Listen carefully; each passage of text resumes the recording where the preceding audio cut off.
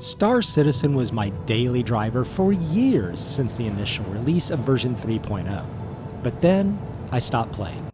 For almost 2 years. But the itch recently came back and I started playing again and had a very different view and experience with the game. So let me tell you what happened.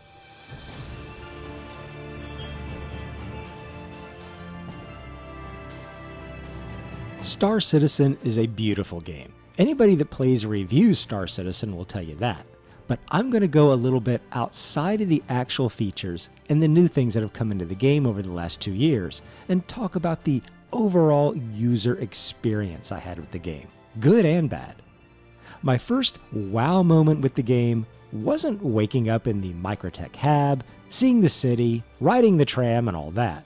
No, my first wow moment was when I got back in the cockpit of my ship and started to leave the hangar. It wasn't until then that I got that familiar but unique vibe from Star Citizen. I virtually clicked a button on the dashboard to power up the ship, then another button to start up the engines. And to leave the hangar, I interacted with the displays that are actually functional in the ships to bring up a comms window and have the landing services open the hangar doors. For me and how I fly, I didn't even stop there. I have a special keybind to invert the direction of my thrusters, so pushing my throttle forward actually makes me go forward, and have the hat of my joystick set to the speed limiter to move up and down and help me smooth takeoff and landings. It's all very tactile, and I'm the one doing all the operations.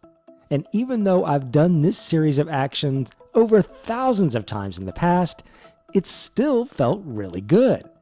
The feel of flying and operating the ship, particularly the takeoff and landings, never got old in this return visit to the game. Also, the care with which you have to fly 100% dictates your success or failure in the game. And it's not a matter of just learning how to fly and control a ship. There's a player experience, care, and patience that matters. And the whole feeling was coming back to me. My Loner Aurora ES flies very differently than my Cutlass Black I use as my mainstay, which also flies very differently than my new Vulture I got to try out. As a side note on the Vulture, I bought the thing over 2 years ago when I thought salvage was coming up just around the corner, and even though I was dying to use my little solo salvager, the bugs and issues around salvaging when it first came out kept me away just a little bit longer until that gameplay smoothed out a little. Which leads me to the smoothness, or maybe stability of the game. I had all the things happen to me that seemed to happen before. Slightly different things, but aggravating things nonetheless. I had the landing services refuse to identify which hangar I should land in. And when I searched and found an open hangar to enter, I was trespassing and threatened to get my ship impounded. I looted some crates and an outpost and promptly had my own gear visually disappear, even though I was actually still wearing it. The problem there was that my food and drink were no longer accessible as inventory items in my invisible gear, and I almost died of thirst while scrambling back somewhere to get a bottle of water.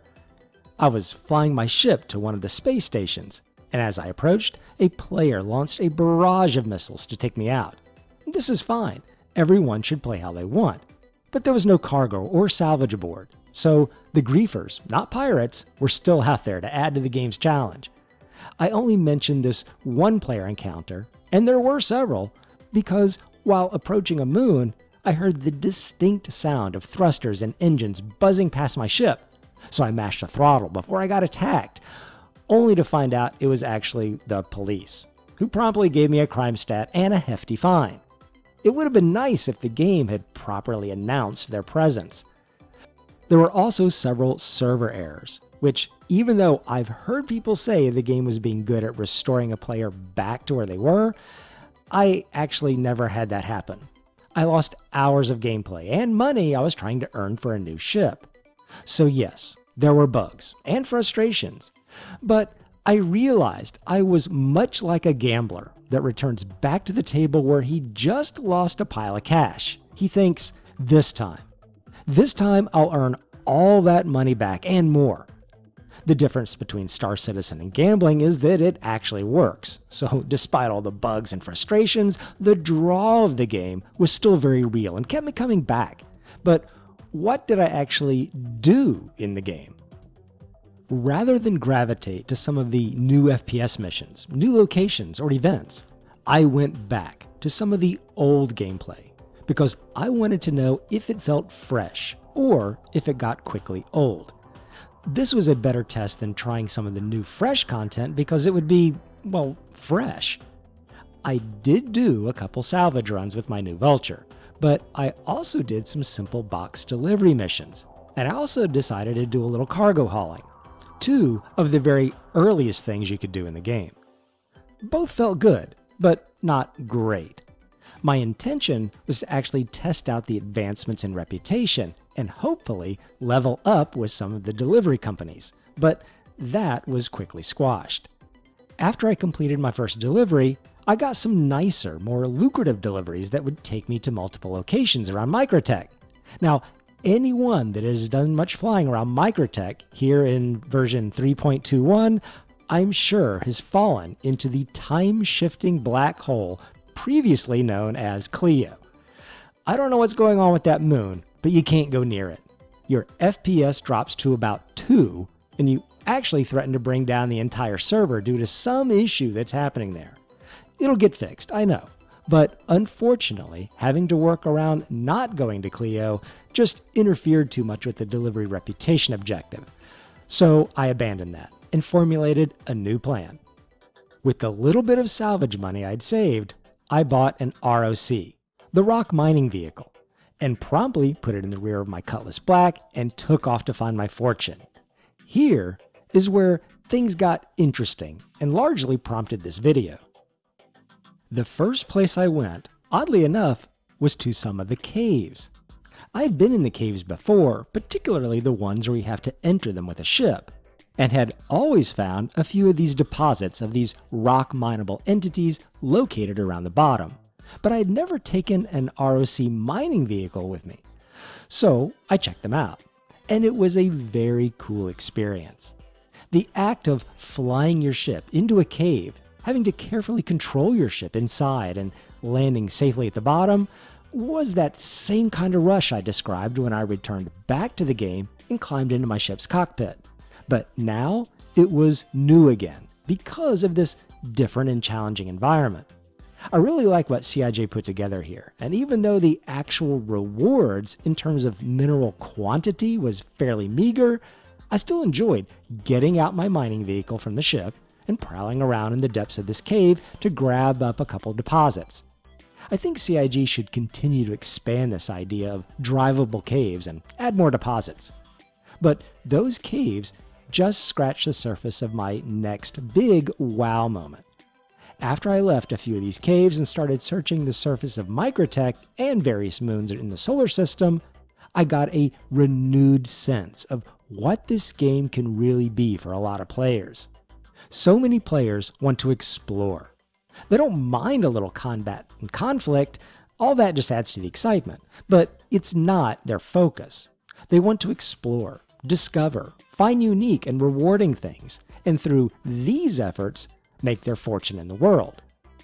This act of traveling over the landscape, scanning for minables for my ROC, out in the open, unguided, able to go anywhere, left me with the feeling as though I was truly on some strange alien world, alone and vulnerable, creating my own destiny.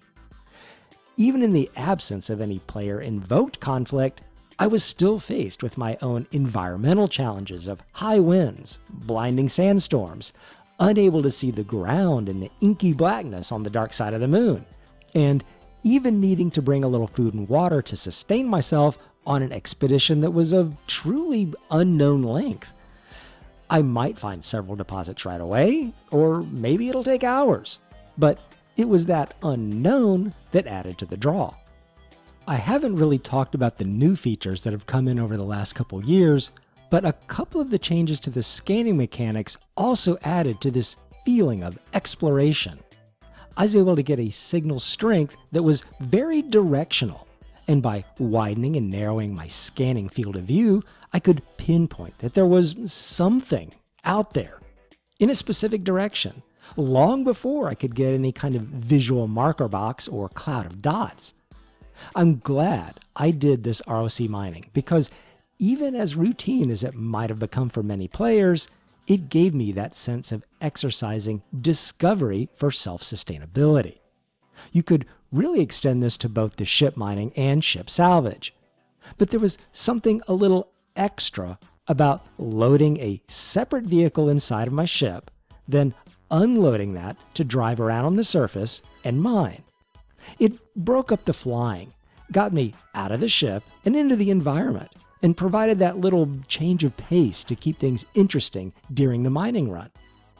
It also meant I had to land cautiously in an area where the ROC could be easily loaded and unloaded, not to be too reckless while driving the ROC, and again, put the success or failure of my mining run largely in my own hands with planned, carefully executed maneuvers.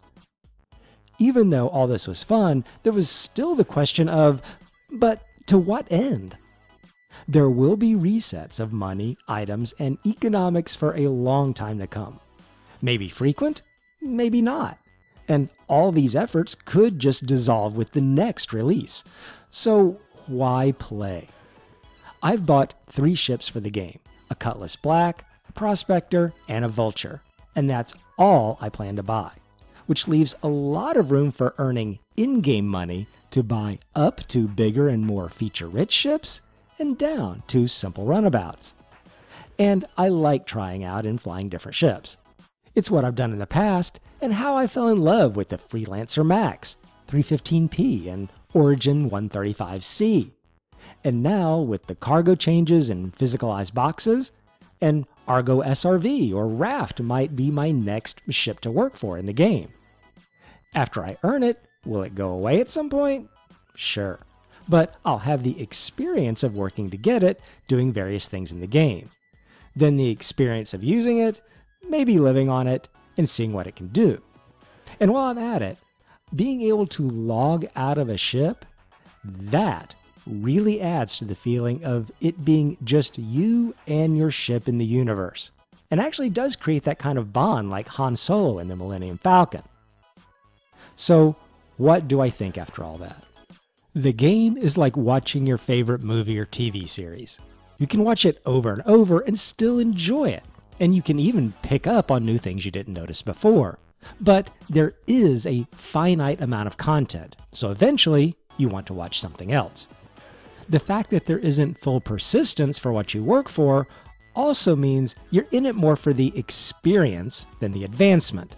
But the experience is good when things are working, so I think there's a lot to enjoy in the game right now, and I'm glad I came back.